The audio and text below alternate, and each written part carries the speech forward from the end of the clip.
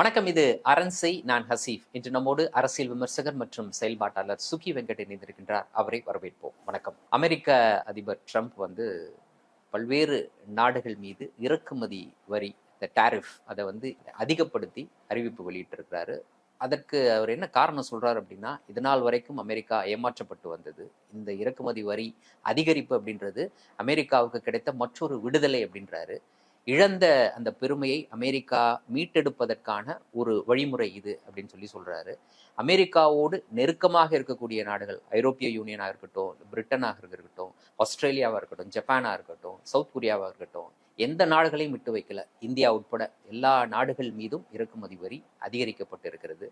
உண்மையிலேயே ட்ரம்ப் மேற்கொண்டிருக்கக்கூடிய இந்த நடவடிக்கை அப்படின்றது ஒவ்வொரு நாடுகளை எப்படி பாதிக்கும் அப்படின்றத தாண்டி அவர் சொல்றாருல்ல, அமெரிக்காவினுடைய பெருமையை நான் மீட்டெடுக்க போகிறேன், இன்னைக்கு அமெரிக்கா விடுதலை பெற்றிருக்கின்றது அப்படின்னு சொல்றது, அதெல்லாம் உண்மையிலேயே சாத்தியமா? இந்த இறக்குமதி வரி அதிகரிச்சிருப்பதன் மூலமாக அது சாத்தியப்படுவதற்கான வாய்ப்பு இருக்கா? இவர் போட்டிருக்க வரி இதுல இருந்து உலக பொருளாதாரம் வீழ்ந்துச்சுன்னா, அப்போ இன்னும் இந்த புதுசா உருவாகின சென்டர் இருக்கு இல்லையா, பிரிக்ஸ், ஆப்பிரிக்கா, இது கண்ட்ரோல் எடுக்கலன்னு அர்த்தம். இப்போ உலக பொருளாதாரம் ஒண்ணுமே ஆகலைன்னா என்ன அர்த்தம்னா, அமெரிக்கா ஒரு அன்இம்பார்ட்டன்ட் ஒரு பொருளாதாரம் அப்படின்றது ப்ரூவ் ஆயிடும். அதாவது பிரிக்ஸ் தான் சென்டர் ஆஃப் பொருளாதாரம் ப்ரூவ் ஆயிடும். ஸோ இதுல இருந்து தெரிய வரும். ஸோ இப்போ இதோட வர்ற விளைவுகள் இதை பொறுத்து இருக்குது. ஸோ எனக்கு என்ன தோணுதுன்னா, இது ஆல்ரெடி அந்த டிரான்சிஷன் நடந்துருச்சு. இது பிரிக்ஸ் கண்ட்ரீஸ்க்கே இன்னும் புரிய வரல. ஏன்னா இவ்வளவு வருஷமா அடிமையா இருந்ததுனால தாங்க விடுதலை அடைஞ்சிட்டோம் பொருளாதார ரீதியா அப்படின்றது அவங்களுக்கு இன்னும் புரிய வரல. அதாவது India, China, Russia, Brazil, south Africa எல்லாமே ஆப்பிரிக்கா இதெல்லாம் விடுதலை அடைஞ்சிட்டுன்றது அவங்களுக்கு புரிய வரல. ஏன்னா ஒரு மீடியா, ஒரு கண்ட்ரோல்லாம் அவங்களே இருக்கிறதுனால இன்னும் அது ஒரு பவர்ன்ற மாதிரி காமிச்சிருக்கு. இன்னும் நம்ம அமெரிக்காவை நம்பிதான் இருக்கோம் அப்படின்ற ஒரு எண்ணத்துல, அந்த ஆங்கோவர்ல அவங்க இன்னும் இருக்கிறாங்க. பாப்புலேஷன் வைஸ் இந்த பிரிக்ஸ் குரூப் இவங்க 50% இருப்பாங்க உலக அளவுல. இவங்க 30% கூட இருக்க மாட்டாங்க. பிளஸ் ஜிடிபியும் அதே மாதிரி தான் இருக்கு. இவங்க 50% இருப்பாங்க, அவங்க 30% இருப்பாங்க. இதே தான் இருக்கு. ஜிடிபியும் பாப்புலேஷனுக்கு கிட்டத்தட்ட மேட்ச் ஆகுது. ஸோ இது ஒரு நல்ல இது. ஏன்னா பாப்புலேஷனுக்கும் ஜிடிபிக்கும் ப்ரொபோஷனலா இருந்ததுன்னா பொருளாதாரம் ஜனநாயகமா இருக்குன்னு, டைரக்ட்லி ப்ரொபோஷனலா இருந்ததுன்னா அது ஒரு முன்னேற்றம்னு அர்த்தம். உலக பொருளாதாரத்தோட முன்னேற்றம்னு அர்த்தம். சரியா? இப்போ குறைவானவங்க நிறைய பேர் டாமினேட் பண்றது இது தவறானது. ஸோ அந்த இது இப்போ தெளிவாயிடும். இப்போ இந்த டாரிஃப் போட்ட அப்புறம் உலக பொருளாதாரம் ஒண்ணுமே ஆகலன்னா, உண்மையே ஆகுமா? உண்மையே ஆகாதா? எனக்கு தெரிஞ்சு ஓரளவுக்கு ஆகும். ஏன்னா 30% என்ன ஆகுமோ அது ஆகும். அந்த 30% விழுந்து 20% ஆகும் வாய்ப்பு இருக்கு. ஏன்னா அவங்களுக்குள்ள இருக்க இது இல்ல போராட்டத்தில் யூரோப்புக்கும் tariff only not only for இது இல்ல, பிரிக்ஸுக்கு மாத்திரம் இல்ல, யூரோப்புக்கும் டாரிஃப், பிரிட்டனுக்கு டாரிஃப் எல்லாருக்குமே போடுறதுனால அவங்க பொருளாதாரம் ரொம்ப நாசமாகும். யூரோப் தான் ரொம்ப நாசமாகும். இதனால பாதிக்கப்பட்ட அதிகமா பாதிக்கப்படுறது யூரோப் தான். இந்த நாடுகள்லாம் பாத்தீங்கன்னா இப்பதான் வளர்ந்து வர நாடுகள். ஸோ அவங்களுக்கு ஒரு இடம் கிடைக்கும் தோணுது இந்த டாரிஃப் போட்டு. அமெரிக்கா தன்னை சுருக்கிக்குது இல்லையா? முன்ன இருக்க அமெரிக்கா எப்படி புரியுங்கன்னா, உலகத்தை ஆள்ற அமெரிக்கா அது. ஸோ உலகத்துல எல்லா இதுலயும் தன்னோட டென்டகிள்ஸை வளர்த்துக்கிட்டு மல்டிநேஷனல் கார்பரேஷன் தான் இருந்து தன்னோட டென்டகிளை வளர்த்து எல்லா இதையும் கண்ட்ரோல் பண்றது தான் இருந்துச்சு. அதை முதல்ல செக் பண்ணது சைனா தான். எப்படின்னா இப்ப பார்க்கலாம், நம்ம முதல்ல இருந்தது இண்டஸ்ட்ரியல் பொருளாதாரம். சரியா? அது 1800ல இருந்து ஆரம்பிச்சு இண்டஸ்ட்ரியல் பொருளாதாரம் அதனோட வலிமையில தான் யூரோப் உலகத்தையே ஆண்டுச்சு. அதுக்கப்புறம் இப்போ ஃபைனான்சியல் எக்கானமி மாறி டிஜிட்டல் எக்கானமி இப்படிலாம் மாறிடுச்சு இல்லையா? அந்த இடத்துல சைனா இவங்களை ஸ்ட்ராங்கா இது பண்ணிட்டாங்க, நிறுத்திட்டாங்க. இவங்களை வளர விடாம நிறுத்திட்டாங்க.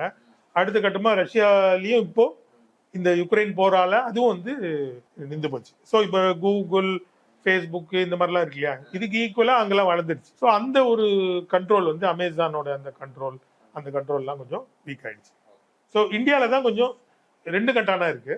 ரெண்டு கட்டான நிலைமை இந்தியாவில தான் இருக்கு. இந்தியா தான் ரொம்ப கவலையில இருக்கு. ஏன்னா இங்க இருக்க இன்வெஸ்ட்மெண்ட்லாம் நிறைய அவங்களோட இன்வெஸ்ட்மெண்ட்னால அது என்ன ஆகுன்ற ஒரு பயத்துல இருக்காங்க. பட் அந்த பயம் இவங்களுக்கு தேவையில்லைன்னு தோணுது. ஏன்னா அடி வாங்க போறது அமெரிக்க உள் பொருளாதாரம் தான். அமெரிக்க உள் பொருளாதாரம் தான் அடி வாங்க. அமெரிக்கா வளர்ச்சி அடையும் அப்படின்னு ட்ரம்ப் சொல்றது தவறு. ஆமா தவறு. ஏன்னா அமெரிக்கால இன்வெஸ்ட் பண்ணி அமெரிக்கால கார் கம்பெனி, இந்த கம்பெனி எல்லாம் யூரோப்பியன் கம்பெனி தான். சரியா? சோ இப்போ அதெல்லாம் எடுத்துட்டாங்கன்னா இவங்களே உற்பத்தி பண்ணணும் அமெரிக்காலேயே. அந்த உற்பத்தி பண்ற கெப்பாசிட்டி இவங்களுக்கு இருக்கான்னு தெரியல. அது இனிமேல் தான் டெஸ்ட் ஆகும். அப்ப ட்ரம்ப் அதை தான் யோசிக்கிறாரா? நாமே உற்பத்தி செய்து கொண்டிருந்தோம் ஒரு காலத்தில், இப்போது மீண்டும் நாமே உற்பத்தி செய்ய வேண்டும் அப்படின்றத அவர் யோசிக்கிறார். அது ட்ரம்ப் அந்த அளவுக்கு தெளிவா இருக்காருன்னு சொல்ல முடியாது. ஏன்னா ட்ரம்ப் ஏஜென்ட். அப்போதைக்கு பழைப்பு வாதத்துக்கு எதை ஒண்ணா பண்றாரு, அந்த மாதிரி டைப். அவர் வந்து எல்லாத்தையுமே ஒரு டீல் ஏஜென்ட் அது மாதிரி இருப்பாரு. பட் உள்ளுக்குள்ள பிலாசபிக்கலா அவங்களுக்கு அது ஒண்ணு இருக்கு. அதுல வந்து ஸ்ட்ராங்கா இருக்கிறது ஜேடி வான்ஸ் தான். அவரு வந்து வைஸ் பிரசிடென்ட். அவரு திருப்பி 1900 சொல்யூஷன் அப்படின்னு. அது என்ன அது 1900ல அமெரிக்கா எப்படி இருந்தது? சோ எப்படி புரிஞ்சுங்கன்னா, நீங்க இப்போ அமெரிக்கா சொல்றாங்கல்ல ஃப்ரீ மார்க்கெட், அந்த ஃப்ரீட்மேன் எக்கானமி சொல்றாரு, ஃப்ரீ மார்க்கெட் மூலமா தான் அமெரிக்கா வளர்ந்துச்சு, எல்லாரும் அவங்க பொருளாதாரத்தை திறந்து விடுங்க. அப்போ நீங்களாம் இப்போ இந்தியாவில கூட மன்மோகன் சிங் வந்து எல்லாத்தையும் திறந்து விட்டாரு, இதெல்லாம் பண்ணுவார் இல்லையா. திறந்து விட்ட போது அப்பயே வந்து கோவிந்தாச்சாரி ஆர்எஸ்எஸ்ல இது தவறுன்னு சொன்னார். இது வந்து இந்திய பொருளாதாரம் இன்னும் வெளிநாட்டு பொருளாதாரம் போட்டியாடுற அளவுக்கு நம்ம இன்னும் வளரல, அதனால நம்ம வளர்ந்த அப்புறம் வேணா திறந்து விடலாம், இப்போ திறந்து விடுறது சரி கிடையாதுன்ற மாதிரி அவர் சொன்னார். அதுக்காகவே அவர் வந்து அடிச்சு நீக்கப்பட்டார் கட்சியில இருந்து. அப்போ பிரவத் மகாஜன் இருந்தார். பிரவத் மகாஜன் பெரிய ஒரு டீலர், அவரு இன்டர்நேஷனல் மாஃபியா டைப். அவர் வந்து இவரை வந்து இவருக்கு உமா பாரதிக்கும் தகதான உறவு இருக்குன்னா சொல்லி ஒரு கட்சியை விட்டு தூக்குனாங்க. நீங்க சொல்றது அந்த 1999 பிஜேபி கவர்மெண்ட் இருந்த சமயம். அவர் தான் பெரிய இன்டெலெக்சுவல், சரியா. அவரோட அந்த மண்டல் கமிஷனோட இதெல்லாம் இம்ப்ளிமெண்டேஷன் பண்ணி அது மூலமா தான் மோடி அமித்ஷாலாம் இப்போ வந்துருக்கு.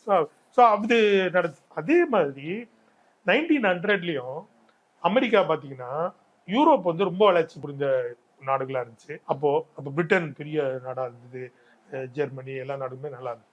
அவங்கெல்லாம் வந்து உற்பத்தி பண்ணி தொழில் உற்பத்தி பண்ணி பொருள்களை அமெரிக்காவுக்கு சீப்பா வித்துருந்தாங்க. ஏன்னா சோசியலிசம் பேஸ் வந்து யூரோப்புக்கு ஸ்ட்ராங். ஏன்னா முதல்ல புரட்சி பண்ண நாடுகள் இல்லையா. ஸோ சோசியலிஸ்ட் பேஸ் ஸ்ட்ராங்கிறதுனால அது மேல அவங்க வளர்றதுனால அவங்களுக்கு ஒரு நல்ல ஒரு ஃபவுண்டேஷன் இருந்துச்சு. ஸோ அதனால அவங்களால ஏற்றுமதியெல்லாம் நிறைய பண்ணி அமெரிக்காவால் அது கூட போட்டி போட முடியல 1900ல. அப்போ வந்து இதே மாதிரி ப்ரொடெக்ஷன்லாம் போட்டு தடுப்புலாம் போட்டு அது மூலமா தான் தங்க பொருளாதாரத்தை வளர்த்தாங்க. அந்த பிரசிடென்ட் வந்து அப்போ வந்து இது பிலிப்பைன்ஸ் அங்கெல்லாம் வந்து நிறைய போர் புரிஞ்சாரு, ஸ்பானிஷ் வார்லாம் புரிஞ்சு. ஸோ அந்த வார்லாம் இருந்தபோது இவங்க வந்து அந்த வாரெல்லாம் முடிச்சுக்கலாம்னு சொல்லி, இந்த வாரெல்லாம் தேவையில்லைன்னு சொல்லி, இப்ப எப்படி வாரெல்லாம் தேவையில்லைன்னு இவங்க முடிக்கிறாங்க இல்லையா, ட்ரம்ப் இப்ப சொல்றாரு இல்லையா, அதே மாதிரி அவங்க வாரெல்லாம் முடிச்சுக்கலாம்னு சொல்லி அப்ப இருந்த குரூப்புக்கு எதிராக அவங்க வேலை செஞ்சு ப்ரொடெக்ஷனிசம் கொண்டு நம்ம உள்ளூர் பொருளாதாரத்தை வளர்க்கணும்னு சொல்லி பண்ணாங்க. சோ நோ மோர் இம்போர்ட் பண்ணக்கூடாது, இறக்குமதி கூடாது, இறக்குமதி கூடாது இல்ல, டாரிஃப் போடணும், பெரிய டாரிஃப் உற்பத்தியை அதிகரிக்கணும் சொல்லி 1900ல 1930 வரலாம் அப்படி போச்சு. ஒரு 30 வருஷம் போச்சு. ஆனா என்ன ஆச்சு, அவங்களால அவ்வளவு திறமையா பண்ண முடியல. ஏன்னா இவங்கள ஏற்கனவே வளர்ந்த நாடுகள், அவங்களோட போட்டி போட முடியல. உள்நாட்டு சந்தைக்கு தேவையான பொருட்கள் உற்பத்தி செய்ய முடியல, அந்த போட்டியை ஜெயிக்க முடியல. சோ அந்த போட்டியை ஏன் ஜெயிக்க முடியல, இன்னொரு காரணம் இருக்கு. உங்களுக்கு அதே பீரியட்ல ஃபர்ஸ்ட் வேர்ல்டு வார் வருது, யூரோப்போட பொருளாதாரம் விழுது, ஃபர்ஸ்ட் வேர்ல்டு வார் விழுது, செகண்ட் வேர்ல்டு வார் வருது, பொருளாதாரம் விழுது. சோ அதனால இவங்களுக்கு இங்க டிப்ரெஷன் இருக்கு, ஏன்னா இவங்களுக்கு மார்க்கெட்டும் இல்ல. உலக பொருளாதாரத்துல ஏற்பட்ட மந்தம்ன்றது அமெரிக்காவில எதிரொலிக்குது. சோ உடனே இங்க வளர்ந்த அந்த முதலாளிங்க இருக்காங்களே, அமெரிக்க முதலாளிகள்லாம், அவங்கெல்லாம் போய் பிக் கேபிட்டலிஸ்ட்லாம் ஃபோர்டு கிரிடு இவங்கெல்லாம் போய் யூரோப்ல ஹிட்லர் மேல இன்வெஸ்ட் பண்றாங்க. ஹிட்லரை வளர்க்குறாங்க. நீங்க சொல்றது 30ஸ்ல ஹிட்லர் வளர்க்குறாங்க. அது மூலமா தான் ஹிட்லர் வளர்றாரு, இவங்களோட இன்வெஸ்ட்மெண்ட் கூட. இன்ஃபேக்ட் ஃபோர்டோட அந்த பத்திரிகை எல்லாம் படிச்சு தான் நாசி ஐடியாலஜி ஹிட்லர் வாங்கிக்கிறாரு. ஹிட்லர் வந்து அதுக்குதான் அவர் போட்டோவை எப்பயுமே மாட்டியிருப்பாரு பின்னாடி, ஃபோர்டோட போட்டோ. ஃபோர்டுக்கு வந்து ஹையஸ்ட் நாசி அவார்டு கொடுத்தாங்க. ஸோ அப்படி வளர்ந்த அமெரிக்க பொருளாதாரம் தான். அப்படிதான் அது யூரோப்புக்குள்ள அது என்டர் ஆகுது. பட் பிரிட்டன் வந்து அமெரிக்காவுக்கு ஒரு பெரிய தடக்கல், ஏன்னா அது ஏற்கனவே பயங்கரமா வளர்ந்த நாடு, உலகம் ஃபுல்லா ஆள்ற நாடு. ஸோ அதனால இவங்களால சரியா என்டர் ஆக முடியாதனால ஒரு டிப்ரெஷன்ல விழுந்துறாங்க. இது வார் வந்ததுனால, வார் எக்கானமியில் ஒன்றும் வியாபாரமும் இல்லை, கன்சியூமர் குட்ஸ் இதெல்லாம் ஒன்றும் வியாபாரம் இல்லை. ஸோ உடனே விழுந்துருது, வாங்க முடியாத விழுந்த உடனே கிரேட் டிப்ரெஷன் வருது. வந்த உடனே 1930ல ரூஸ்வெல்ட் வந்து, அப்போ வந்து இந்த ரஷ்யால புரட்சி நடக்குது, முடிந்து அமெரிக்காலையும் புரட்சி வருமான்ற ஒரு தருணம் வருது, சரியா. ஸோ வந்த உடனே அந்த பயத்துல, இந்த தொழிலாளிகள் போராட்டத்தோட பயத்துல ரூஸ்வெல்ட் வந்து கண்ட்ரோல் எடுத்து முதலாளிகள் மேல 80% டேக்ஸ் போடுறாரு. உள்நாட்டு முதலாளிகள் அந்த டேக்ஸ் எல்லாத்தையும் கலெக்ட் பண்ணி கவர்மெண்ட் இன்வெஸ்ட் பண்ணி எம்ப்ளாய்மெண்ட் உருவாக்குது. ஸோ எம்ப்ளாய்மெண்ட் உருவாக்குது. அந்த எம்ப்ளாய்மெண்ட் காசு கவர்மெண்ட் இன்வெஸ்ட் பண்ணுதுல, அந்த காசுல வளர்ந்த கம்பெனி தான் ஃபோர்டு. அப்படிதான் நீங்க புரிஞ்சுக்கணும். எப்படி இப்போ கவர்மெண்டோட இன்வெஸ்ட்மெண்ட்ல தான் திருபாய் வந்தாரு. குஜராத்ல ட்ரை ஏரியான்னு சொல்லிட்டு கவர்மெண்ட் வந்து சப்சிடி கொடுத்து வளர்க்குது, அதுல வளர்ந்தவர் தான் திருபாய் அம்பானி. அதே மாதிரி தான் இவங்க கவர்மெண்ட் இன்வெஸ்ட்மெண்ட்ல இவங்க வளர்றாங்க, சைனீஸ் இன்வெஸ்ட்மெண்ட்ல வளர்ந்தவங்க தான். அவங்களே வந்து ஃப்ரீ மார்க்கெட் ஃப்ரீட்மேன் சொல்ற அப்படிலாம் வந்தவங்க கிடையாது. ஸோ ஸோ கவர்மெண்ட் இன்வெஸ்ட்மெண்ட்ல போயிட்டு அப்புறம் அந்த மோனோபுலி பொசிஷனை வச்சுக்கிட்டு ஐபிஎம் இவங்கெல்லாம் வந்து பண்ணிட்டு அதுக்கப்புறம் தங்களுக்கு போட்டியா இருந்த அந்த ட்ராம் இந்த மெட்ரோ கார்லாம் இருந்துச்சு இல்லையா, இதெல்லாம் அதெல்லாத்தையும் டெஸ்ட்ராய் பண்ணி கார் வாங்க வச்சு கார் உற்பத்தியை பெருக்கி அப்படி வந்தவங்க தான் ஃபோர்டு. சரியா? ஸோ அந்த கவர்மெண்ட் இன்வெஸ்ட்மெண்ட் அந்த 80% டேக்ஸ் போட்டு எடுத்து கலெக்ட் பண்ணி வந்ததுல ஒரு ரிவைவல் வந்துச்சு. பட் அதுவும் வந்து போறல. அதுக்காக தான் அமெரிக்கா 2வது உலக போர்ல பார்ட்டிசிபேட் பண்றதா தீர்மானிச்சாங்க. இப்போ ஜப்பான் கூட போட்டி இருந்துச்சு ஏற்கனவே. ஜப்பான் இப்போ வந்து G7ல சேர்த்துக்கிட்டாங்க. அப்போ வந்து ஜப்பான் என்ன G7ல சேர்த்துக்கிட்டேன், அப்போ G7 மாதிரி ஏதோ ஒன்று இருந்துச்சு, அதில் சேர்த்துக்கணும்னு கேட்டாங்க. முடியாதுட்டாங்க. ஏன்னா நீ வந்து வெள்ளை கலர் இல்லை, நீ மஞ்சள் கலர்ன்றனால சேர்த்துக்க முடியாதுட்டாங்க. ஸோ அதனால ஜப்பான் இவங்களுக்கும் கடுமையாக போட்டியாகி அது போரா முடிஞ்சு போச்சு. பிலிப்பைன்ஸ்ல போரா முடிஞ்சு அதுக்கப்புறமா அதுக்கு இது பேர்ல் ஹார்பர் அட்டாக் நடந்த உடனே பேர்ல் ஹார்பர் அட்டாக் ஏன் நடந்துச்சுன்னா பிலிப்பைன்ஸ்ல இவங்க வந்து இவங்களுக்கு எதிராக சப்போர்ட் பண்ணிட்டே இருந்தாங்க. ஜப்பானுக்கு எதிராக பண்ணிட்டே இருந்தாங்க. ஜப்பானை வளர விடாம அக்ரிமெண்ட்டுக்கு வர விடாம பண்ணிட்டே இருந்ததுனால வேற வழி இல்லாம அவன் பண்ணும்போது இவங்க உடனே இதை ஆப்பர்ச்சுனிட்டியை யூஸ் பண்ணி பேர்ல் ஹார்பர் அட்டாக் அது மாதிரியான ஒரு அட்டாக் எதிர்பார்த்து காத்திருந்தாங்க. ஹிட்லரை வளர்த்ததே இவங்க தான். ஜெர்மனி கூட எப்படி போர் புரிய முடியும் இல்லையா? ஸோ ஜெர்மனி கூட இவங்களால போர் புரிய முடியாது. ஏன்னா அது நட்பு நாடு அது. சரியா? பிரிட்டன் எவ்வளவுதான் கூட்டாலும் பிரிட்டனை வந்து இவங்க ஏற்கனவே போராடி இவங்க பிரிட்டனுக்கு எதிராக போராடி ஜெயிச்சு நடந்தேன்னு அமெரிக்கா. ஸோ எப்பயுமே விரோதமா தான் பார்ப்பாங்க. இப்போ கூட பாத்தீங்களா குயினை கொண்டு வந்து காமிக்கிறாங்க, அதை கொண்டு வந்து மதிக்கவே இல்லை அவங்க. ஏன்னா அவங்க வந்து ஒரு எனிமி மதம். ஸோ அப்படி இருந்ததுனால பிரிட்டன் அவங்க வந்து பெருசா சப்போர்ட் பண்றதா இல்லை, பிரிட்டனுக்காக வாரில் இறங்குறதா இல்லை. அண்ட் ஜெர்மனி இவங்க வளர்த்த நாடுனால இவங்க கூட போர் புரியுதா இல்லை. ஸோ அப்படிதான் இருந்துச்சு. ஜப்பானுக்காக போர்ல இறங்குறாங்க, ஜப்பானை சொல்லிக்கிட்டு போர்ல இறங்குறாங்க. கடைசி கட்டத்துல ரஷ்யா ஜெயிச்சு மொத்த ஜெர்மனியே பிடிச்சிருன்ற பயத்துல கொஞ்சமா ரஷ்யா மார்ச் ஆயிட்டு மொத்தமா பிடிச்சி அதுக்காக ஓடி வராங்க. ஓடி வந்து அவசரமா யூரோப்புக்குள்ள வந்து அவசரமா வெஸ்ட் ஜெர்மனி ஃபுல்லா பாம்பு பண்றாங்க. இப்ப கூட போய் பாத்தீங்கன்னா ஜெர்மனில ஈஸ்ட் ஜெர்மனில தான் பழைய பில்டிங் எல்லாம் இருக்கும். ஏன்னா ஒரு சேதாரமா இல்லாம ரஷ்யா போய் பிடிச்சிச்சு. ஏன்னா அவங்க ரஷ்யா எப்படி பாக்குறாங்கன்னா இந்த நாடுகள்லாம் இப்ப இருக்க அங்க இருக்க முதலாளிகள் அங்க இருக்க ஆளும் வர்க்கத்தால நம்ம எதுக்கு பண்றோம், நாளைக்கு இவங்களை நம்ம வந்து விடுதலை பண்ணிட்டோம்னா அப்போ வந்து இவங்களை எளிமையா பார்க்க முடியாது நம்ம மக்கள். அதனாலதான் ஜப்பான் தோத்த போதும் ஜப்பானை போய் பிடிக்கல ரஷ்யா. ஏன்னா அவங்க வந்து அவங்க உள்நாட்டுல சேஞ்ச் வரட்டும், அதுக்கப்புறம் நம்ம பேசிக்கலான்ற மாதிரி அப்படிதான் இருந்தாங்க. சோ ரஷ்யா உள்ள போயிருன்ற பயத்துலதான் அவசரமா போய் அணுகுண்டும் போட்டது அமெரிக்கா போட்டது. இதுலயும் ஜப்பான்லயும் அதுக்குதான் பண்ணாங்க. ஏன்னா அந்த மாதிரி ஏதாவது புரட்சி வந்துருமான்னு சொல்லிட்டு தான் அங்க இருக்க ஆளுவங்கத்தை அப்படியே வச்சுக்கிட்டு மக்கள் மேலதான் பாம்பு போட்டாங்க. டோக்கியோ மேல பாம்பு போடல, இது மேல பாம்பு போட்டாங்க, அட்டாமிக் பாம்பு நாகசாகி இது மேல போட்டாங்க. அங்க இருக்க ஆர்மி கூட டீல் வச்சு அதுக்கப்புறமா அவங்கள இது பண்ணிட்டாங்க. ஸோ இதுதான் இப்படிதான் அமெரிக்காவோட பொருளாதாரத்தினுடைய வளர்ச்சி ஒவ்வொரு கட்டமா நகர்ந்துருக்கு. ஸோ இப்போ அமெரிக்காவை பொறுத்த வரைக்கும் உள்நாட்டுல பெரிய உற்பத்தி கிடையாது. உள்நாட்டு உற்பத்தியை வளர்க்காம இறக்குமதி வரியை அதிகரிப்பது அப்படின்றது பொருட்களுடைய வரத்தை குறைக்கும் தானே. அப்போ அது உள்நாட்டுல வந்து ஒரு தேவையை அதிகப்படுத்தும், அதற்கான பொருள் இருக்காது, விலை உயரும் தானே. இது பொருளாதாரத்துல இருக்கக்கூடிய அடிப்படை. இவங்களுக்கு அடிப்படையில எல்லாம் புரிஞ்சவங்க கிடையாது. ஸோ இவங்க வந்து ஜே டேரிஃப்ன்றாங்க. ஆனா முதலாளித்துவம் அடுத்த கட்டமா ஃபைனான்சியல் கேபிட்டல் ரேஞ்சுக்கு போயிடுச்சு. இதை கண்ட்ரோல் பண்றது அவ்வளவு ஈஸி இல்லை. அதனாலதான் பாருங்க இந்த முரண்பாடு தீர்க்க முடியாததுனாலதான் இலான் மஸ்க் சைட்ல கூட்டு வராங்க. அவர் வந்து அந்த புது பொருளாதாரத்தோட ஏஜென்ட். அவரு சரியா, இந்த டிஜிட்டல் எக்கானமி அந்த ஏஜென்ட். அது என்னன்னு கூட இவங்களுக்கு தெரியாது. இவங்க ரொம்ப பழைய அந்த 1900 ஆளுங்க. இவங்களோட சிந்தனைவாதமே பாத்தீங்கன்னா அந்த மிடில் அமெரிக்கால இருக்கவங்க எல்லாம் ரொம்ப பேக்வர்ட் பீப்புள். ட்ரம்ப் ரெப்ரசன்ட் பண்ணக்கூடிய நபர்கள், பழைய ஆட்கள். அந்த கேங் ஒண்ணும் புரியாது. அதுல ஆட் மேன் அவுட் வந்து எலான் மஸ்க். இது புரிஞ்சவங்க எல்லாம் கலிபோர்னியா நியூயார்க் அங்கதான் இருப்பாங்க. அவங்க யாரும் இவங்க சப்போர்ட்டர் கிடையாது. சரியா? சோ இந்த புது எக்கானமியோட ஏஜென்ட் இலான் மஸ்க். அதனாலதான் அவங்கள கூட்டு வராங்க, இந்தியன்ஸ் எல்லாரும் கூட்டு வந்தாங்க. ஸோ ஏன்னா அவங்களுக்கு தான் இதெல்லாம் புரியும் என்ன பண்ணணும் அப்படின்ட்டு. ஸோ அமெரிக்க பொருளாதாரத்தை எப்படியா ரிகவர் பண்ணணும் அப்படின்னு சொல்லி பார்த்தாங்க. அது பார்த்தீங்கன்னா இப்போ இலான் மஸ்க்குக்கும் அவரோட ட்விட்டரை கூட மெயின்டைன் பண்ண முடியல, வித்துட்டு போயிட்டாரு. வித்துட்டு XAIக்கு வித்துட்டாரு. And XAI investor main investors யாரும் போயிருந்தா பிளாக் ராக். ஸோ இவங்க யாரு காதில் சுட்டாங்களோ அவங்களுக்கே வித்தாச்சு. சரியா?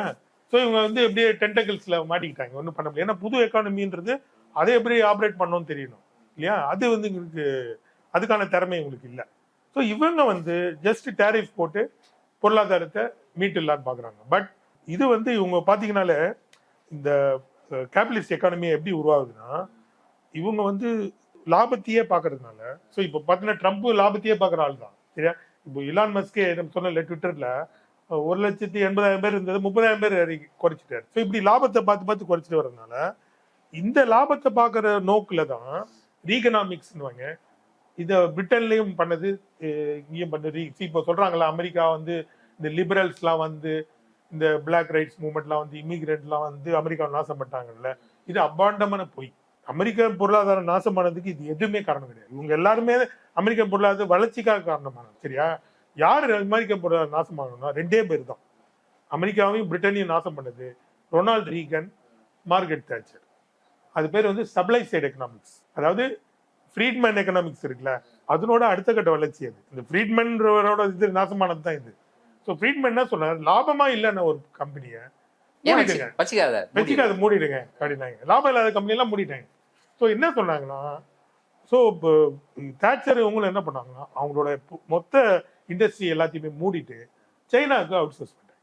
அது மூலமா இங்க இருந்த எல்லா இன்வெஸ்டரும் பெரிய பில்லியனரா மாறிட்டாங்க. இங்க மில்லியனர் தான் கேள்விப்பட்டிருப்பீங்க ஒரு காலத்துல. பில்லியனர்லாம் எப்படி கேள்விப்பட்டீங்கன்னா சைனா மூலமா தான். ஸோ சைனால அவ்வளோ கொள்ளை அடிச்சு லாபம் உருவாக்கி அது மூலமா தான் இப்போ பில்லியனர்ல உட்காந்துருக்காங்க. இலான் மஸ்கும் அப்படிதான். அவரோட டெஸ்லா கார் எங்க உருவாகுது, அங்கதான் உருவாகுது. சரியா? ஸோ இதுல இருந்து இவங்க மீளணும்னா இவங்க வந்து ஒரு சோசியலிஸ்ட் உற்பத்தி முறைக்கு போய் பழைய இந்த மாதிரி உற்பத்தி முறைக்கு போய் அரசு முதலீடு செய்ய வேண்டும், முதலீடு செய்யணும். அரசு வந்து அந்த உழைப்பு சார்ந்த இதெல்லாம் வந்து என்கரேஜ் பண்ணணும். சரியா? அந்த கல்ச்சருக்கு உருவாக்கி இந்த வெறும் லாபம் சார்ந்த பொருளாதாரமா இல்லாம உழைப்பு சார்ந்த பொருளாதாரமா மாத்தினாதான் அவங்க தப்பிச்சு வெளில வர முடியும். இது வந்து அவங்க டாரிஃப்லாம் கை கொடுக்காது. டாரிஃப் எப்படி கை கொடுக்கும்னா, ஏற்கனவே அங்க இருக்க முதலாளி இந்த மாதிரி ஒரு உழைப்பு சார்ந்த ஒரு பொருளாதாரத்தெல்லாம் உருவாக்குற ஒரு மென்டாலிட்டியில இருந்தா தான் உருவாகும். இல்லைன்னா எப்படி உருவாகும்? ஸோ இப்போ டாரிஃப் போட்டீங்க, உள்ள வந்து உற்பத்தி ஒன்றும் பெருக போறது இல்லை. அப்ப என்ன ஆகும்? இதுதான் 1930 ஆச்சு, ரிசெஷன் தான் ஆச்சு. உங்களுக்கு மார்க்கெட் இல்லைன்னா என்ன ஆகும் இல்லையா? ஸோ அந்த மாதிரி ஒரு ரிசெஷன் போயிடும்.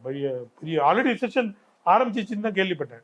நீங்க சொன்னீங்க யூரோப்புக்கு ஒரு மிகப்பெரிய பாதிப்பு அப்படின்ட்டு. இப்போ யூரோப்ல இருக்கக்கூடிய எல்லா நாடுகளும் பதிலுக்கு நாங்க அமெரிக்கா மேல டாக்ஸ் போட போறோம் அப்படின்றதெல்லாம் அறிவிச்சிட்டாங்க. இப்போ இந்த பாதிப்பு இதை வந்து சரி செய்வதற்கு ஐரோப்பா தரப்புல இருந்து அமெரிக்க அரசாங்கத்திற்கு எப்படிப்பட்ட அழுத்தங்கள் கொடுக்கப்படும்? நான் சொல்றது நேரடியாக இல்லை, மறைமுகமாக. நீங்க போன ஒரு இன்டர்வியூல கூட சொன்னீங்க, இந்த பழைய CIA கேங் இருக்காங்களா, அவங்க எல்லாம் இப்போ போய் யூரோப்ல உட்காந்து அங்க ஆப்ரேட் பண்ண ஆரம்பிச்சிட்டாங்க அப்படின்னு சொல்லிட்டு. அந்த கேங்கை யூரோப் எப்படி பயன்படுத்திக்கிட்டு இப்ப இருக்கக்கூடிய அமெரிக்க அதிபருக்கு எதிராக, இந்த கட்டமைப்புக்கு எதிராக என்ன வேலை செய்யறதுக்கு வாய்ப்பு இருக்கு? இப்படிலாம் நம்ம வந்து இது என்ன சொல்றது, இதெல்லாம் ஒரு என்ன சொல்றது, ஒரு ஸ்ட்ராட்டஜி தந்திரம் அப்படிலாம் கிடையாது. என்ன சொல்ற, ஒரு யதார்த்தம்னு ஒண்ணு இருக்கு, உலக பொருளாதார யதார்த்தம் இருக்கு. அதை மீறி எல்லாம் வேலை செய்ய முடியாது. புட்டின்கிட்ட நேரம் பேசிடுறாரு. பேசிட்டு புட்டின் வந்து ஒரு பயங்கர டிக்டேட்டர். அந்த டிக்டேட்டர்கிட்ட போயிட்டு நம்ம பேசினோம்னா நம்ம ஒரு கிரேட் டிக்டேட்டருங்க. 2 டிக்டேட்டரும் போய் பேசிக்கிட்டோம்னா எல்லாம் தெரியுமா? அப்படிலாம் கிடையாது. புட்டின்றவர் ஒரு பியூரோக்ராட், ஒரு கிளரிக்கல் பியூரோக்ராட். அவர் வந்து சிஏ லாபரேட்டரி பண்ணவர், கேஜிபில இருந்தவர். அவர் வந்து பாத்தீங்கன்னா ரொம்ப லீகலிஸ்டிக் ஃப்ரேம்வொர்க்ல லீகலிசத்தில் தான் போவார். அவரால் அப்படிலாம் செய்ய முடியாது. அவுட் ஆஃப் பாக்ஸ்லாம் அவரால் திங்க் பண்ண முடியாது. இவர் வந்து ட்ரம்ப் அவுட் ஆஃப் பாக்ஸே தான் பர்மனண்டா திங்க் பண்றாரு. சரியா? So in fact Putin Trump deal Putin வந்து புரிஞ்சிக்க முடியல, அதை சால்வ் பண்ண முடியல. ஏன்னா இந்த மாதிரி ஒரு ஆள்கிட்ட எப்படி பேசுறது? ஏன்னா இன்னைக்கு ஒண்ணு பேசுவான், நாளைக்கு ஒண்ணு. ஒரு அன்சர்டனா இருக்கக்கூடிய ஒரு நபர். அதனால அவர் கேட்டாங்க எலெக்ஷன் முன்னாடியே, இவரு ஒரு 6 மாசம் முன்னாடி உங்களுக்கு யார் வந்தா பெட்டர் அப்படின்னு சொல்லி கேட்டாங்க. புட்டின் கேட்டாங்க. எனக்கு பிடன் இருந்தாலே பெட்டர், எனக்கு வந்து ட்ரம்ப் வேண்டாம். ஏன்னா புட்டின் எனக்கு பிடன் தான் எனக்கு ரிலேபிள். அவர் என்ன பண்ணுவாரு எனக்கு தெரியும், கணிக்க முடியும். அதனால எனக்கு அவர் பெட்டர். அவர் பழைய கோல்டு வார் மென்டாலிட்டிலேயே வராது. அந்த ஆங்கோர்ல அவங்க இருக்காங்க. அதே மாதிரி தான் அடுத்து இவங்க வந்தாங்க, கமலா வந்த அப்புறமும் கேட்டாங்க. கமலாவே எனக்கு பெட்டர் தான். ஏன்னா அது வந்து புட்டின் வந்து இதை பொய்யெல்லாம் சொல்ல. நிறைய பேர் வந்து தந்திரமா பின்னாடி ட்ரம்ப் கூட உறவு வச்சுக்கிட்டு இப்படிலாம், அது உண்மைதான். ட்ரம்ப் கூட அவருக்கு பர்சனலா உறவு இருக்குன்றது உண்மைதான். ஒருத்தர் பிடிக்கும், அதெல்லாம் ஒரு பட் அவருங்க ஒரு நாட்டை நடத்தும் போது நாட்டோட இதை தான் பார்ப்பாங்க. அண்ட் இவங்க நினைக்கிற மாதிரி ரஷ்யா வந்து அப்படி புட்டின்னு சொன்னா கேட்குற மாதிரி அப்படிலாம் கிடையாது. பட் இப்போ யுக்ரைன் வார்ல இந்த அளவுக்கு சேதாரம் இல்லாம இந்த வாரை வந்து கொஞ்சம் மெதுவா கொண்டு போறது ஒரே காரணம் புட்டின் தான். ஏன்னா புட்டின் வந்து அங்க இருக்க மக்களுக்கு சேதாரம் ஆகக்கூடாது, அவங்களும் நம்ம மக்கள் தான். நாளைக்கு நம்ம அவங்கள பிடிச்சி ஆண்டோம்னா அவங்க வந்து அவங்களுக்கு நம்ம பதில் சொல்லி ஆகணும் இல்லையா? ஸோ அதனால நம்ம இது கொஞ்சம் கொஞ்சமா தான் கொண்டு போகணுன்ற மாதிரி அவர் ஃபீல் பண்றாரு. ஆனா ரஷ்யா ஒப்பீனியன் அப்படி இல்லை, ரூலிங் கிளாஸ் ஒப்பீனியன் போய் அடிச்சு அவங்களை தூக்குங்க, காலி பண்ணுங்க தான். ஏன்னா இப்போ ஆர்மி அப்படியே ஒரு 5 lakhs வெயிட்டிங் அப்படியே உள்ள என்ட்ராகிறதுக்கு. அவர் வேண்டாம் சொல்லி தடுத்து வச்சிருக்காரு. ஸோ இப்போ இவரு ட்ரம்ப் கூட பேச்சுவார்த்தை நடத்தும் போது அந்த பேச்சுவார்த்தையோட அழுத்தத்தை புட்டின் யூஸ் பண்ணிக்கிறாரு.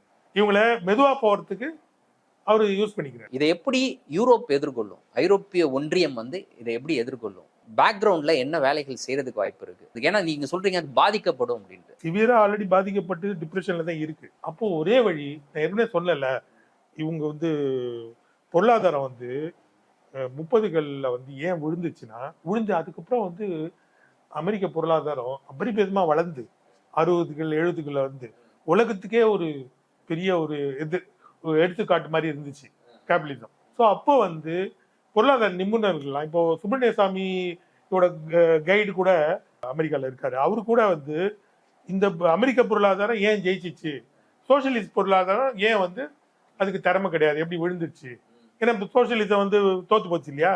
ஸோ அதை ஏன் அப்படின்றத வந்து பொருளாதார ரீதியாக நிபுணர்கள் காமிக்கிறாங்க. அதை வந்து தவறுன்னு சொல்லி தாமஸ் பிக்கெட்டி தான் கரெக்டா காமிச்சாரு. ரீசெண்டா என்ன சொன்னார்னா, நீங்க வந்து பொருளாதாரம் வந்து இயற்கையா நடந்ததுன்னா பிரச்சனை கிடையாது. நீங்க என்ன பண்றீங்க, கைனீசியன் இன்வெஸ்ட்மெண்ட் பண்ணி இதை வந்து போர் உற்பத்தி பண்ணி, போர் அழிவுகள் எல்லாம் நடந்துச்சு இல்லையா, first world war, second world war, அந்த அழிவுகளை திருப்பி மீட்டு எடுக்கிறதுக்காக, திருப்பி கட்டுறதுக்காக, உடைஞ்சு போன ஊரை கட்டுறதுக்காக கட்டினது தான் அந்த வளர்ச்சி, இந்த பொருளாதார வளர்ச்சி.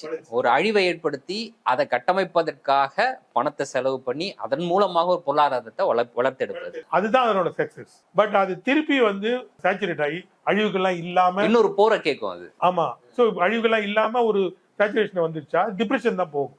இதை நீங்க ஜப்பானை வச்சு எக்ஸாம்பிள் பார்க்கலாம். ஜப்பான் வந்து ஒரு திறமையான முதலாளித்துவ நாடு. எப்படின்னா சிறு தொழில் உற்பத்தி முதலாளித்துவ நாடு.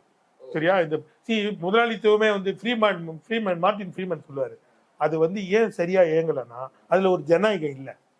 இந்த மோனோபொலி கேபிட்டல்லாம் வந்து ஃப்ரீ மார்க்கெட்டை சரியா இயங்க விட மாட்டேங்குது, அதை வந்து இது பெருக்க விட மாட்டேங்குது அப்படின்னு சொல்லி ஒரு தடுப்பு இருக்கு. அதை உடைச்சிட்டாலே அந்த மோனோபொலி கேபிட்டலிஸ்ட் கண்ட்ரோல்லாம் இல்லாம ஃப்ரீயா விட்டோம்னாலே பொருளாதாரம் நல்லா வளரும் அப்படின்ற மாதிரி சொன்னார். ஸோ அந்த மாதிரி ஒன்று உருவாக்குனது தான் சிறு தொழில் உற்பத்தி தான் ஜப்பானும் கொரியாவும். சரியா, ஆனா ஜப்பான் பார்க்கலாம் 90கள்ல இருந்து ஒரே டிப்ரெஷன் தான், நெகட்டிவ் குரோத். ஏன்னா இந்த சிறு தொழில் முதலாளித்துவம் இன்னும் வேகமா வளர்ந்துச்சுன்னா இன்னும் வேகமா வீழ்ச்சி அடையும். ஏன்னா இப்போ தொழில் வந்து பெருகிட்டே வருட்டும் போது அந்த ப்ராஃபிட் எல்லாம் எடுக்கிறாங்க இல்லையா, அந்த சிறு தொழில் பெருகிட்டே வரும்போது அது இயற்கையா வந்து மோனோபொலி உருவாகும், அடுத்தடுத்த தொழில்களை அபகரிக்கும். ஆமா, அபகரிக்கும், தானா மோனோபொலி உருவாகிடும். இப்போ ஜப்பான்ல பாத்தீங்கன்னா ஒரு 5 மோனோபொலி இருக்கும், அவ்வளவுதான். ஸோ சிறு தொழில் தான் உருவாச்சு, ஆனா மோனோபொலி ஆயிடுச்சு இல்லையா. அது மோனோபொலியை உருவாக்குறது ஒரு இயற்கையா வர்றது, இது முதலாளித்துவனுடைய விளைவு அது. ஸோ அது வந்த உடனே அந்த மோனோபொலி வந்து எல்லாத்தையும் எக்ஸ்ட்ராக்ட் பண்ணிக்கும் ப்ராஃபிட்டை. அப்போ மக்கள்கிட்ட பணம் இருக்காது, தானா வந்து விற்கிறதுக்கு இது இல்லாம விழுந்துடும். ஸோ இதுதான் இது வந்து கார்ல் மார்க்ஸோட தியரம், இது மேத்தமெட்டிக்கல் தியரம், இது வந்து விஞ்ஞானபூர்வமான தியரம். இதை வந்து மாத்திலாம் அமைச்சிட முடியாது. சரியா, ஸோ அது வந்து ஒவ்வொரு இடத்துலயும் பிளே அவுட் ஆகுது, திருப்பி டஸ் கேபிட்டல் ப்ரூவ் ஆயிட்டே இருக்கும் ஒவ்வொரு இடத்துலயும், உலகத்துல ஒவ்வொரு இடத்துலயும் மூலதனம் எந்த அளவுக்கு உண்மை அப்படின்றது ப்ரூவ் ஆயிட்டே இருக்கும். ஸோ அது ப்ரூவ் பண்றது தான் ஜப்பான், ஒவ்வொரு இடத்துலயும் அது நடக்குது. இப்போதைக்கு சைனா உலக முதலாளி ஆகி உலகம் ஃபுல்லா இன்வெஸ்ட் ஆகி டெவலப் ஆகி வந்துட்டு இருக்கான். பட் ஒன்ஸ் அந்த எக்கானமி சேச்சுரேட் ஆகும், சைனாவோட குரோத் விழுந்துடும். இதே தான் சைனாவுக்கும் ஃபியூச்சர்ல நடக்கும். இந்தியாவோட நிலைமை என்ன? இந்தியா மீதும் டாரிஃப் போட்டிருக்காங்க, அதை டிஸ்கவுண்ட் டாரிஃப்னு வேற சொல்றாரு ட்ரம்ப். ரொம்ப அதிகமா நீங்க வந்து எங்க மேல டாரிஃப் போட்டு வச்சிருந்தீங்க இவ்வளவு நாளா, நாங்க உங்க மேல ஒரு 26% டாரிஃப் போட்டிருக்கோம் அப்படின்னு சொல்றாரு. சில எக்ஸம்ஷன்லாம் கொடுத்துருக்காங்க. இந்தியா எந்த அளவுக்கு பாதிப்பை சந்திக்கும் இதன் மூலம்? இந்தியா ஆல்ரெடி பாதிப்பை சந்திச்சு தான் இருக்கு. எப்படின்னா இது நிறைய பேருக்கு தெரியாது, இந்தியா மேல டாரிஃப் இல்லைன்றது போய். இந்த வாஜ்பாய் காலத்துல அந்த இது போட்டாங்க இல்லையா, நியூக்ளியர் பாம்பு வெடிச்சோன்னு சொல்லி போட்ட பொக்ரான் போட்ட காலத்துல இருந்து இந்தியா மேல நிறைய இது இருக்கு. எப்படின்னா சீப் லேபர் யூஸ் பண்றாங்க, இந்த மாதிரிலாம் சொல்லி லெதர் இது ஐட்டம்ஸ், கிளாத் ஐட்டம்ஸ், இதெல்லாமே இந்தியாவில் வந்து நிறைய தடைகள் இருக்கு. அதனாலேயே இந்தியா என்ன பண்ணணும்னா தைவான் கிட்ட கொடுத்து தைவான் மூலமா விற்கும் லெதர் குட்ஸ். இந்தியா மேல ஆல்ரெடி தடை இருக்கு, எக்கச்சக்க தடை. அது எப்படின்னு பாத்தீங்கன்னா ஹியூமன் ரைட்ஸ் ப்ராப்ளம், இந்த ப்ராப்ளம்லாம் அந்த மாதிரிலாம் சொல்லி அந்த மாதிரி நிறைய தடைகள் 70கள்லேருந்தே இருக்கு. ஸோ அந்த தடைகள்லாம் மீறி தான் இந்தியா வேலை செஞ்சுட்டு இருக்கு. எப்படி வேலை செஞ்சிருக்குன்னா வேற ஊருக்கு அனுப்பி அது மூலமா சேலஞ்ச் பண்றது, இப்படிதான் போயிட்டு இருக்கு. தைவான் வளர்ந்ததே இப்படிதான், மற்ற ஊர்லாம் அவனுக்கு சேனல் பண்ணி அங்கேருந்து அங்கே பொருள் போறது. ஸோ அந்த மாதிரி தடைகள் ஆல்ரெடி இருந்து அதுலேருந்து மேலே வந்தது தான் இந்தியா. சரியா, அண்டு இங்கே இருக்க விவசாயிகளும் பார்த்தீங்கன்னா ரொம்ப சீப்பாக பொருள்கள் ப்ரொடியூஸ் பண்ணுறாங்க, விவசாய பொருள்கள்லாம். அந்த பொருள்கள்லாம் அமெரிக்காவில் ரொம்ப காஸ்ட்லியாக இருக்கு. அது ஏன்னா அமெரிக்காவில் விவசாயம் வந்து பண்றது பெரும் முதலாளிகள் தான் பண்றாங்க. அவங்களுக்கு 200% சப்சிடி ஜார்ஜ் புஷ் தான் கொடுத்தாரு. ஸோ அந்த விவசாயம் அவ்வளோ சப்சிடியை வாங்கிக்கிட்டு உங்க ஊர்லாம் சப்சிடி இருக்கக்கூடாது, சப்சிடி எடுக்கணும்னு சொல்லிட்டு இருக்காங்க. இப்படிதான் அது இவ்வளவு வருஷமா நடந்துருக்கு. அப்படி இருந்தும் இவங்களோட ஒரு பொருளாதாரத்தோட ஒரு இது இருக்கு இல்லையா, இவங்க வந்து ஒரு ஏழ்மையான பொருளாதாரத்திலையும் உற்பத்தி பண்ண முடியுதுன்ற ஒரு கெப்பாசிட்டி இருக்கு இல்லையா. ஸோ அந்த கெப்பாசிட்டியில இவங்க வந்து ஸ்டில் போட்டி போட்டு ஜெயிச்சுட்டு இருக்காங்க. இந்திய விவசாயிகள் ஜெயிச்சுட்டு தான் இருக்காங்க. ஸோ இது எல்லா ஊர்லயும் இந்த மாதிரி நடக்குது. எல்லா ஊர்லயும் அங்கங்க ஏழைகள் வந்து உற்பத்தி பண்ணி அமெரிக்க பொருளாதாரத்துக்கு போட்டியா இருக்காங்க. அமெரிக்கா அந்த பெரும் முதலாளிகள் வந்து பெரும் இன்வெஸ்ட்மெண்ட் பண்ணி விவசாயம் ப்ரொடியூஸ் பண்றாங்க இல்லையா. ஸோ அது வந்து ஸ்டில் இதுவாக தான் இருக்கு, ப்ராப்ளம் தான் இருக்கு. அப்போ இந்தியாவுடைய நிலைமை அப்படின்றது என்னவாக இருக்கும்னு நினைக்கிறீங்க இந்த டாரிஃப்க்கு பிறகு? பெரும் முதலாளிகள்லாம் அடி வாங்குவாங்க. யாரெல்லாம் அமெரிக்காவில் இன்வெஸ்ட் பண்ணி அமெரிக்காவில் வளர நினைக்கிறாங்களா, இந்த ஐடி முதலாளிகள், அப்புறம் இந்த இது அமெரிக்காவில் இங்கேருந்து எக்ஸ்போர்ட் பண்ற முதலாளிகள், அவங்கலாம் வந்து அஃபெக்ட் ஆகும். எது பெனிஃபிட் ஆகும்னா இம்போர்ட், அமெரிக்காலேருந்து இம்போர்ட் இருக்கு இல்லையா, அது பெனிஃபிட் ஆகும். ஸோ அந்த பெனிஃபிட் ஏன் வரும்னா அமெரிக்கா வந்து மிரட்டி இந்தியாவை வந்து இது பண்ணி அது இன்வெஸ்ட் பண்ணுவாங்க. அங்கே அவங்க வந்து அவங்களுக்கு நிறைய சப்சிடி கொடுக்கறதுனால, நிறைய இன்வெஸ்ட்மெண்ட் சப்சிடிலாம் ப்ரொடியூஸ் பண்ணுறதுனால எக்ஸ்போர்ட் எக்கானமி கொஞ்சம் இம்ப்ரூவ் ஆகும். பட் அது வந்து இப்போ இந்திய பொருளாதாரத்தை அஃபெக்டே பண்ணலன்னா, அதாவது இப்போ இந்தியன் ஸ்டாக் மார்க்கெட்டையோ இல்லை உலக ஏஷியன் ஸ்டாக் மார்க்கெட்டையோ அஃபெக்ட் பண்ணலன்னா அமெரிக்கா ஒரு முக்கியமான ஒரு பொருளாதார நாடு இல்லைன்றது ப்ரூவ் ஆயிடும். ஏற்கனவே அதை தான் நிபுணர்கள் சொல்றாங்க. பிரிக்ஸ் ஓவர்டேக் பண்ணிடுச்சு. பிரிக்ஸ் ஒரு 40% 50% லெவலுக்கு வந்துடுச்சு. அமெரிக்கா 30%, G7 சேர்ந்து கூட 30% தான் வருது அப்படின்னாங்க. இது வந்து ப்ரூவ் ஆயிடும்.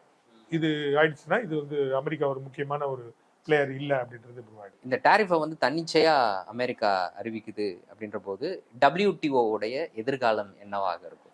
WTOல ஆல்ரெடி சைனா உள்ள வந்து WTOவை ஓரளவுக்கு ஜனநாயகமாக கொண்டு போய் அது மூலமா சைனா வந்து ஒரு பெரிய கேபிட்டலிஸ்டா வளர முடிச்சு. ஸோ அதனால WTO, யுனைடெட் நேஷன்ஸ் இதெல்லாமே வந்து உலகத்துக்கு ஒரு தேவையான ஆர்கனைசேஷன். ரஷ்யா, சைனா இவங்கெல்லாம் ஓரளவுக்கு உலக பொருளாதாரத்து மேல நம்பிக்கை வச்சு உலக முதலாளித்துவத்தை கண்டினியூ பண்ண முடியறதே காரணம் இந்த UNO, WTO இதெல்லாம் தான். சரியா? ட்ரம்ப் இதுல இருந்தா வெளில வரணும்ன்றாரு. ட்ரம்ப் இதெல்லாம் வேண்டான்றாரு. அவர் வந்து நேட்டோவே வேணான்றாரு. சரியா? யூரோப்பியன் யூனியனே நமக்கு எதிரி தான் அப்படின்றாரு. ஸோ அப்படி இருக்கும்போது WTO அப்படிதான் பார்ப்பாரு. அவரை பொறுத்தலாம் அது தேவையில்லாத ஒரு ஆர்கனைசேஷன். ஸோ அதுல வந்து இப்போ பேங்கிங் செக்டர்லாம் இருக்கு இல்லையா, WTO பேங்கிங் செக்டர்லாம், அதுல வந்து அமெரிக்கன் பேங்கிங் கார்பரேஷன்ஸ் தான், பெரிய பெரிய கார்பரேஷன்ஸ் தான் இன்வெஸ்டர் அவங்கலாம் இருக்காங்க.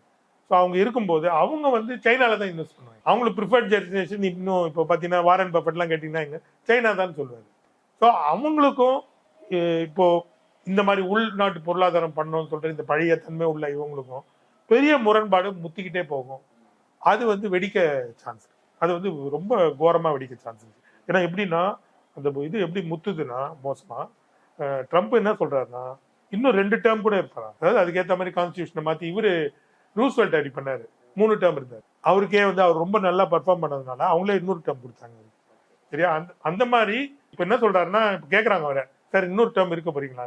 இல்ல முதல்ல இப்ப இருக்க சிச்சுவேஷனை பார்ப்போம், இந்த நிலைமையை பொறுத்து 3ஆவது டேர்ம் வரலாம், நான் இப்பயே சொல்ல முடியாது அப்படின்றாரு. பட் அதுக்காக ரெடி ஆகிறாரு. இப்போ எப்படி மோடி பாக்குறோம் இல்லையா, இன்னொரு டேர்முக்கு அவர் ஆல்ரெடி.